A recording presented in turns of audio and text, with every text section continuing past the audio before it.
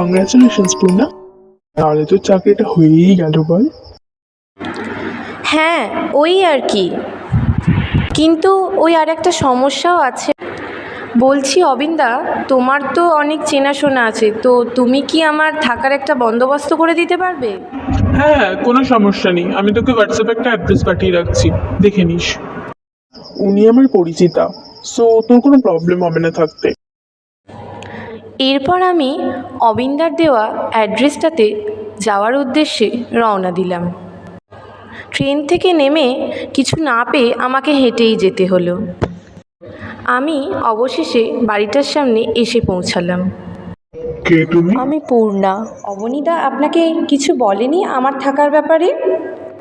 ও আচ্ছা, ভেতরে এসো। তা তোমার তো অনেক তাড়াতাড়ি আসার কথা ছিল, এত রাত হলো যে? হ্যাঁ, অ্যাকচুয়ালি ট্রেন থেকে নেমে অটোরিকশা যাকেই এদিকে আসার কথা বলছি আসতে চাইছিল না। অগত্যা হেঁটে হেঁটেই আসতে হলো, তো তাই এতটা লেট হয়েছে। এরপর সেই কেয়ারটেকার ভিতরে একটা রুমে আমার থাকার ব্যবস্থা করে দিলেন। এই রুমটাই তোমার, কোনো সমস্যা হলে আমাকে বলো। আপনি চিন্তা করবেন না, আমি ঠিক ম্যানেজ করে নেব। আমি রুমে ঢুকেই দেখলাম রুমটা বেশ বড় আর আগে থাকতেই বেশ গোছানো। যাক বাবা, এবার একটু ফ্রেশ হয়ে রেস্ট নেওয়া যাক। সকাল থেকে যা ধকল গেল, তার মধ্যে খুব ঘুমও পেয়েছে। আমি ফ্রেশ হয়ে রুমে প্রবেশ করতেই শুনতে পেলাম কেউ একজন দরজায় কড়া নাড়ছে। আমি গিয়ে দরজাটা খুলে দিলাম। আঙ্কেল, আপনি কি কিছু বলবেন? আই মিন, কোনো দরকার ছিল কি? তোমার খাবার তৈরি হয়ে গেছে, নিচে খেতে এসো। আচ্ছা, আপনি যান, আমি এক্ষুনি আসছি।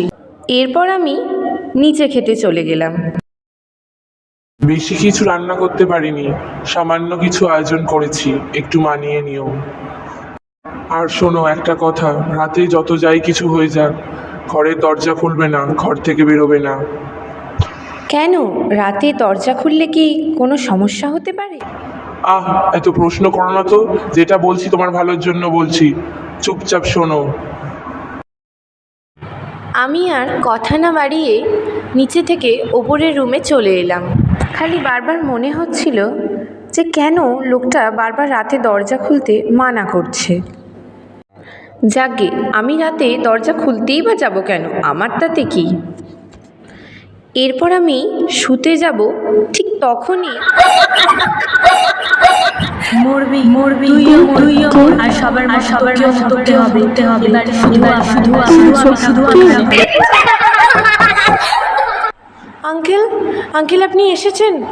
ওই রুমে কেউ একটা ছিল, সে অদ্ভুতভাবে বলছিল আর হাসছিল, বলছিল আমাকেও যেন মরতে হবে। তাই নাকি? তা তোমাকে তো বারবার বলেছিলাম দরজা খুলো না, এখন যখন খুলেই ফেলেছো আর কি করা যাবে বলো? ও যখন বলেইছে মরতে তো তোমাকে হবেই।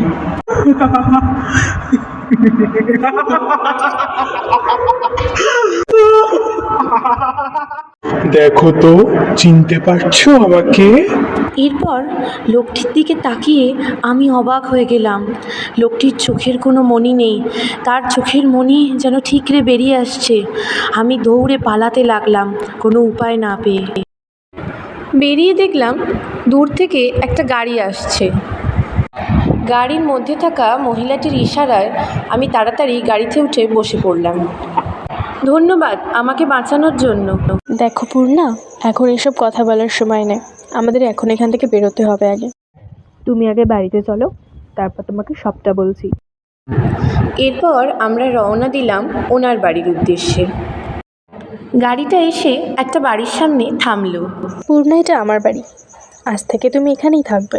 অবনী আমাকে তোমার থাকার ব্যাপারে সব কিছু বলেছিল। তার মানে অবনীতা আমাকে আপনার বাড়িরই অ্যাড্রেস দিয়েছিল, আমি ভুল করে। আচ্ছা বেশ, এখন আগে ভেতরে চলো, তারপর বাকি কথা হবে। এরপর আমরা ওনার বাড়ির ভিতরে প্রবেশ করলাম। আচ্ছা, আপনি কি আগে থাকতেই জানতেন যে ওই বাড়িতে গেলে কোনো বিপদ হতে পারে? তুমি কি শিওর যে তুমি শুনতে চাও সবটা? হ্যাঁ, আমি জানতে চাই ওই বাড়ির রহস্যটা কি। ওনারা কারা ছিলেন ওই বাড়িতে? ঘটনাটা আজ থেকে প্রায় 20 বছর আগের ঘটনা।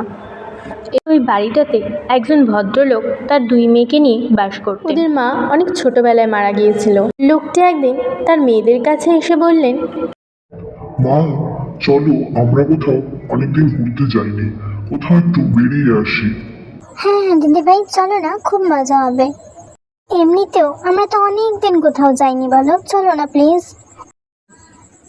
না রে বোন, তোরা যা না, আমার শরীরটা তো ভালো নেই, তো আমি যেতে পারবো না। তোরা যা, আর সামনে পরীক্ষাও চলে এসছে, কিছু পড়াও বাকি আছে। হ্যাঁ তোরা যা, আমি পরে যাব। আমি আসার সময় তোমার জন্য অনেক চকলেটস আর আইসক্রিম নিয়ে আসবো, দেখো। এরপর ওই ভদ্রলোক তার ছোট মেয়েটিকে নিয়ে বেড়াতে বেরিয়ে গেলেন। মা, তুমি সাবধানে থেকো। আচ্ছা বাবা, ঠিক আছে, আমি সাবধানে থাকবো। তাহলে আমরা আসি মা। এরপর বোন আমাকে দূর থেকে টাটা করে গাড়িতে উঠে গেল। কেন জানি না, কোনো এক অজ্ঞাত কারণে সেদিনকে সকাল থেকেই মনটা আমার খুব ডাকছিল। এমন মনে হচ্ছিল যেন কোনো বিপদ ঘটতে চলেছে। ঠিক সেদিনই একটা লরির সাথে তাদের গাড়ির ধাক্কা লাগে এবং তারা দুজন মারা যায়।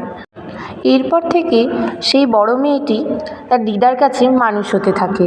দিদি ভাই, আমি আর মনে হয় বেশি দিন বাঁচবো না। হ্যাঁ দিদুন, তুমি এরকম বলো না। বাবা আর বোন তো কবেই মারা গিয়েছে, আমি তোমাকে ছাড়া কি করে থাকবো? প্লিজ দিদুন, তুমি এরকম কথা বলো না। না দিদিভাই, ভবিতব্য তো আর কেউ আটকাতে পারে না। তুমি পারলে নিজের খেয়াল রেখো। কথা নিজের দিদুনকেও হারায়। তখনও এই জগতে পুরো একা, কেউ ছিল না ওর দেখাশোনা করার জন্য। এরপর যদিও ও নিজেদের পুরানো বাড়িতে গিয়ে অনেকবার থাকার চেষ্টা করেছে, কিন্তু পারেনি। বারবারই মনে হতো যেন ওর ছোটো বোন ওকে বারবার ডাকছে। দিদি ভাই, তুমি চলে আসো না আমাদের কাছে, আমার আর বাবার তোমার কথা বড্ড মনে পড়ে, আসো না দিদি ভাই। তাই কথা আর ওই বাড়িতে থাকতে পারতো না। মুখে মুখে শোনা যায় ওই বাড়িতে নাকি অনেকবার তারা একটা বাচ্চা মেয়ে আর একটা প্রাপ্তবয়স্ক লোককে ঘুরে বেড়াতে দেখেছে, কিন্তু সেখানে তো তাদের থাকার কথাই নয়, তারা তো অনেকদিন আগে মারা গিয়েছেন। তার কথাটা শুনতে শুনতে আমার চোখ হঠাৎ উল্টো দিকের দেওয়ালে গেল। এ কি, ওই লোকটাই তো ছিল, এই ছবির মধ্যে থাকা লোকটাই তো ওই বাড়িতে থাকতো। ঠিকই ধরেছো তুমি, উনি ওই বাড়িতে থাকতো, ওই বাড়িরই মালিক উনি। তোমাকে এতক্ষণ যার ব্যাপারে বললাম সেই কথা আর কেউ নয়, আমি। ছোট বয়সে আমার আত্মীয়জনকে হারিয়েছি আমি। দেখ, তুমি ভয় পেও না, তোমার আর কোনো ক্ষতি হবে না, তুমি এখানে সেফ।